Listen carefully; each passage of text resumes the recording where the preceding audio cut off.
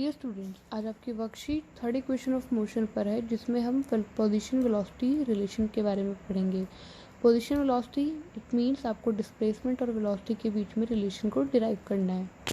Relation derive करने के लिए हमें वही ग्राफ रेफर करना होगा जो कि हमने फर्स्ट और सेकेंड इक्वेशन ऑफ मोशन को डिराइव करने के लिए यूज़ किया था। ये आपके पास ग्राफ है, it is representing the same scenario कि आपके पास एक ऑब्जेक्ट है, वो पोजीशन ए पर उसके अंदर कुछ वेलोसिटी थी जिससे वो मूव कर रहा था, जिसे हम इनिशियल वेलोसिटी बोलेंगे। This initial velocity is non zero, it means the object is not at rest. वो पीछे से मूव करता हुआ आ रहा है, लेकिन जब हमने उसे पॉइंट ए पर ऑब्जर्व किया तो उस वक्त उसकी जो वेलोसिटी थी हमने उसको इनिशियल वेलोसिटी को कंसिडर किया। Now this object is moving in this direction and at B it is moving with velocity v। So basically we can say जब हमने उसको b पर ऑब्जर्व किया तो उसके अंदर कुछ वेलोसिटी थी जिसे हम v मीटर पर सेकंड बोलेंगे।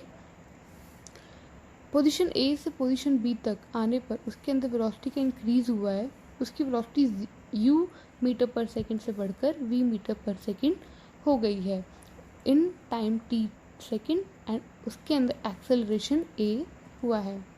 सो now we have to calculate the displacement. Displacement calculate करने के लिए आपको वेलोसिटी टाइम ग्राफ को रेफर करना होगा। वेलोसिटी टाइम ग्राफ के अंदर पोजीशन ए और पोजीशन बी के बीच में ये जितना भी एरिया कवर हुआ है ये डिस्प्लेसमेंट को रिप्रेजेंट करेगा।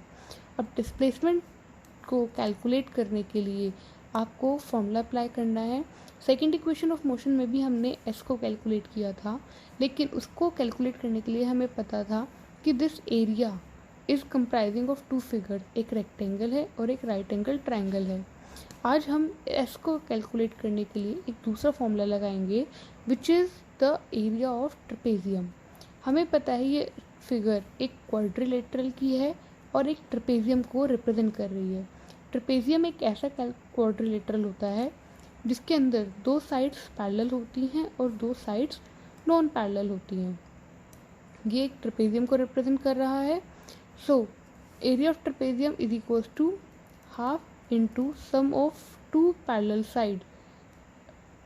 यहाँ पर हम sum of two parallel sides लिखेंगे into height. Now we can say इस ट्रेपेजियम में ये दोनों साइड्स पैरेलल हैं और ये जो OC है ये BC के ऊपर परपेंडिकुलर है। It means OC is representing the height of the trapezium. So हम ये फॉर्मूला इसके अंदर अप्लाई कर सकते हैं। सो लेट्स सी हम इसको डिराइव कैसे करेंगे।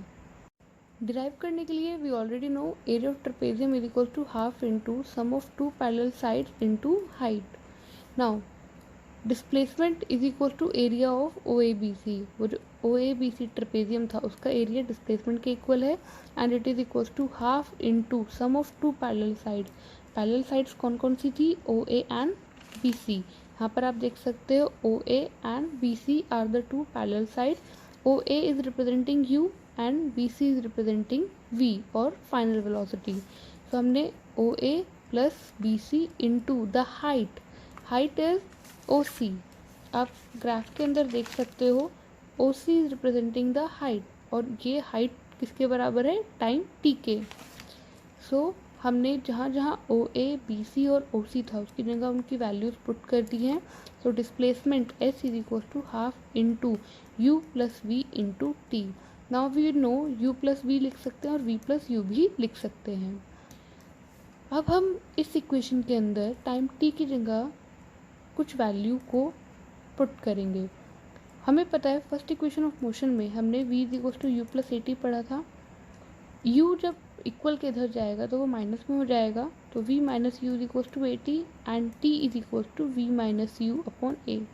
सो let us put this value of t into this equation. तो यहाँ पे हमने t की जगह ये वाली v minus U upon A की वैल्यू पुट कर दी है। So S is equal to half into U plus V और t की जगह v minus U upon A। So S is equal to half into v plus U, as I already told U plus V या फिर V plus U, ये interchangeable है। v plus U into V minus U. Now this is forming the formula of a plus B का A square minus B square का formula a plus B and a minus B. So v plus U v minus U is equal to V square minus U square, और नीचे 1/2 into ए था. 2a जब इधर जाएगा तो वो 2as हो जाएगा. सो हमने देखा 2as is equal to V square minus U square कैसे डिराइव किया जाएगा.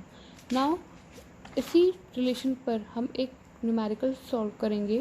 लेट अस सपोज एक कार है, वो इस डायरेक्शन में मूव कर रही है.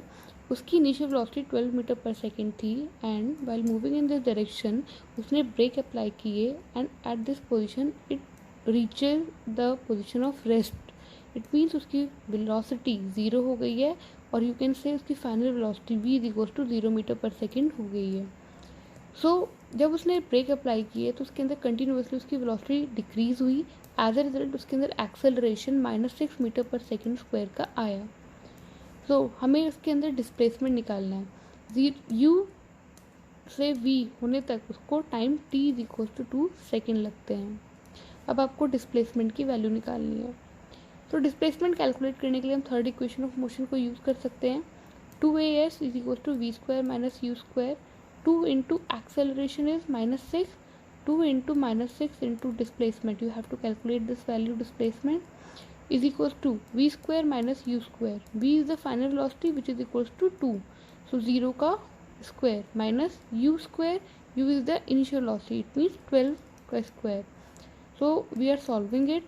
2 into minus is equals to -12 into s is equals to 0 का square 0 minus in bracket 12 का square 144. So here minus 144. You have to calculate s. So s is equals to -144 divided by -12. So now it comes out to be 12 meter. So this is how you have to apply the third equation of motion while solving the numericals.